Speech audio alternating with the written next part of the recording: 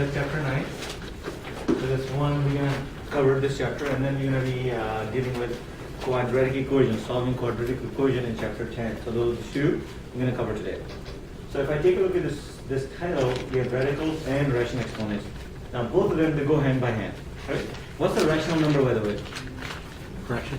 Fraction, right? So basically in this chapter, we're going to be dealing with, for example, let's say x to the power 1/3, and then it's going to be x to the power, let's say, 1/4. Right? And then what you're going to be doing, actually, you're going to be simply multiplying. Remember, when you multiply with the exponent, what do we do with the exponent? When you multiply, what do we do with the exponent? Add them. So the challenging part here is going to be now we have to add fractions. Right? So it's going to become x to the power. Not only just 1/3, it's going to be 1/3 plus 1/4. When we add fraction, now we have to worry about the denominators are the same or not, right? And so what's going to be the answer in this case? It's going to be 12, right? Denominator?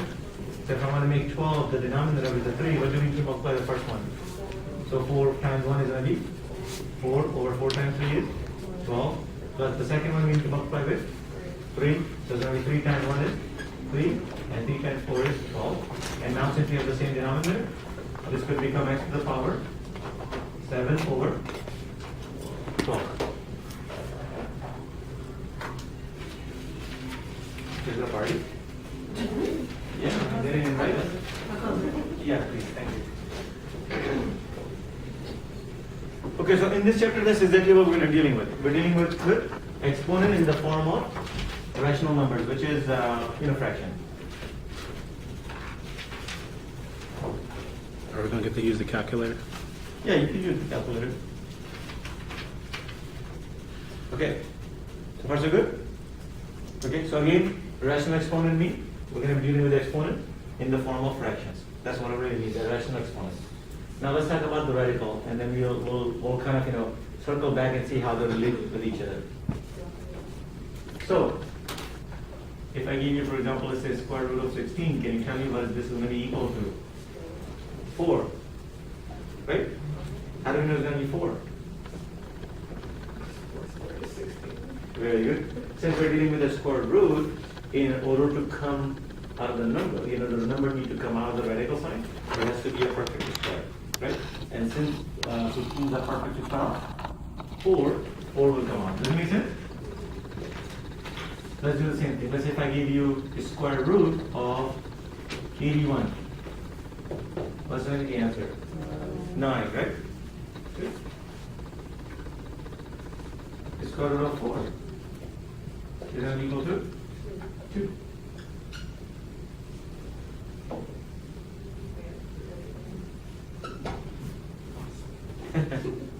So now I have another number right top of that, right? So what is that number?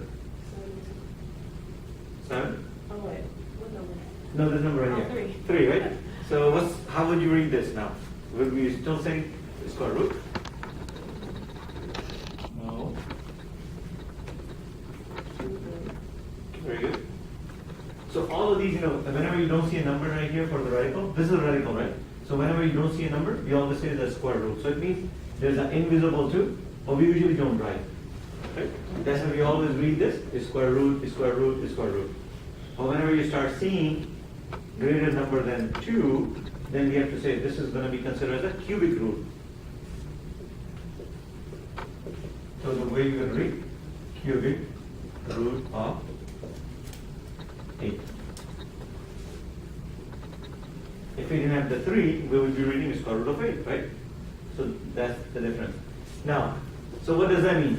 It means now any number to come out of the radical sign, it doesn't have to be a square. Now we're going to be looking for, there has to be a perfect cube of a number. Right? Because now we're dealing with a cubic root. If you were dealing with a square root, when we were looking for number to come out, has to be a perfect square. So since we're dealing with a cubic root, the number has to come out, it has to be a perfect cube. So it is 2. Right. So any number, that's the perfect cube of perfect cube, and it happens to be 8. So the question is 8 is a perfect cube of any number? And the answer is 2, right? So if I take 2 and multiply yourself 3 times, do we get 8? Right? So in this case, when you solve this, the answer is going to be 2. Yes? Why are you laughing? Oh, nothing. I was thinking about something. Oh, okay. Bringing memories? I was somewhere else. Oh, I'm okay. here now. Okay, so let's see. So if I give you, for example, let's say 81, and if I were to make now 4 right here, right? So how would we rate number 1?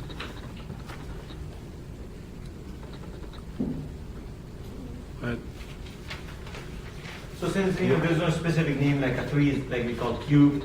If you have 2, we call it square. Since there's no specific name, the way we'll read this, we'll say 4th root of 81. Right, so the way we'll read this, 4th root of 81.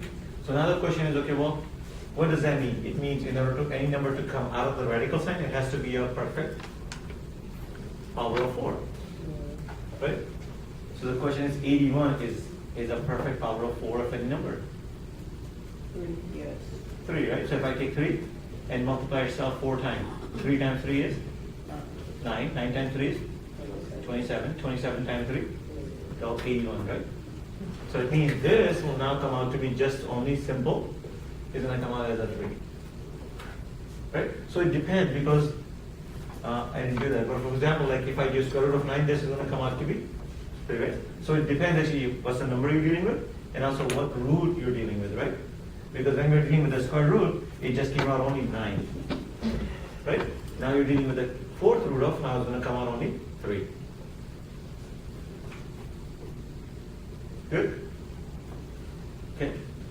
So now I'm going to circle back and kind of see how they're related to each other. So here's my question. When you multiply fractions, what happens? So if I give you, for example, let's say 1 over 4 times 4 over 1. What's going to be the answer? 4 over 4. 1 over 4. Remember, 1 times 4 is going to be 4 over 4 times 1 is 4. And then when you cancel those 4 out, then you're going to be just 4. Right? Okay, just 4. Let's say if I give you 1 over 3 and then you times 3. 1 is still 1. Now remember, in reality there's a 1 at the bottom, right? So it's going to be 3 over 3, which comes out to be just 1, right? Okay, so what happens actually behind the scene, which you don't really see here. So I'm going to take the example of the 4th root of. So what happens actually, this is the 4th root of 81, right? So what happens, remember that 81 is the perfect power of 4, right? 3 to the power 4. So if you take 3, multiply yourself 4 times, what are you going to get? 81, right? And that's what was happening inside. And what happened, this 4th root and this 4 power, they cancel each other out. Okay. So what happened actually, so I'm going to go ahead and write down 3 to the power 4. Whenever you have a 4th root, what it really means is whatever is inside is this whole power is going to be, not just only 4, it's going to be 1 over 4.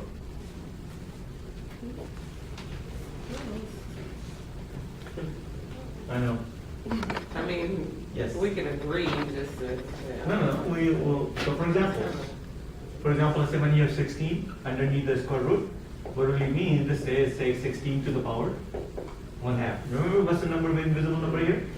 2, right? So that's why you get 1/2. If I give you, for example, like the square root of 4, it really means it's 4 to the power 1/2, right? So if I give you cubic root of 8, it means 8 to the power 1/3. So whatever the root part is, that becomes at the bottom, right? That's called 1/3, 1/4, that kind of thing. So that's exactly what we did here. 4 is going to become 1/4, right? So that's why we say, radical and rational exponent. So kind of, take a look at this. This is the radical symbol, and we quickly turn that around into a rational exponent. Exponent in the form of a fraction. So that's why they go hand to hand. Same thing, that is square root of 4. It became 4 to the power 1/2. So it became a rational exponent. Okay. So now let's just continue. So now 16 itself is a perfect square of what? 4. So can I just rewrite this instead of 16? Can I write 4 to the power 2 inside and then leave it as the power is 1 over 2? Can I do that? Good. I can do the same thing. Remember, the 4 is a what?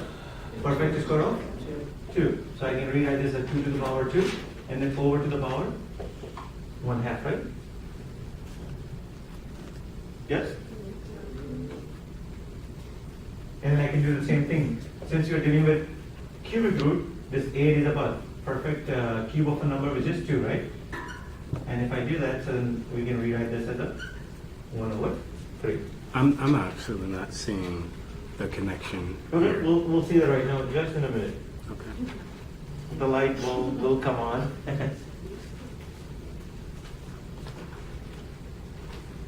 Okay, so here's my next question. We have already learned this. Whenever we have a power over power, what happens to the power? If you flip it or something like that, No, power over power. What do we do with the exponent? I'll multiply. Multiply, right? So for example, let's say if I give you, I'm just going to make that up. So for example, let's say if I give you x to the power 2 over to the power 3, what's going to happen? X to the power 6, right? Let's say now if I give you x to the power 2, and if I give you over to the power 1/2, what happened now? Same concept. It's going to become x to the power what? 2 times 1 over 2, right? Right, because we're just multiplying the exponent. Same concept. What happens when you multiply 2 times 1/2? 1. Very good. So it's going to become just only x to the power 1, or we just say x, right? Yes? Yeah, but it's easier the latter. Okay, so that's exactly what happens. See what's going to happen when you multiply 2 over times 1/2? What's going to happen? This 2.5, 2 times 1.5 is going to become just 1, right? So it just only is going to become 4. This is going to become what? Just a 2 because 1/2 times 2. And this 1/3 times 3 is going to become just only 2. Right? And that's exactly what we were doing here. See, square root of 16 you said is equal to what? 4. And that's what was happening actually in behind, right? So we're saying 16 to the power 1/2 and 4 to the power 2 times 1/2 is going to become 4. Right? So that's how we were converting them.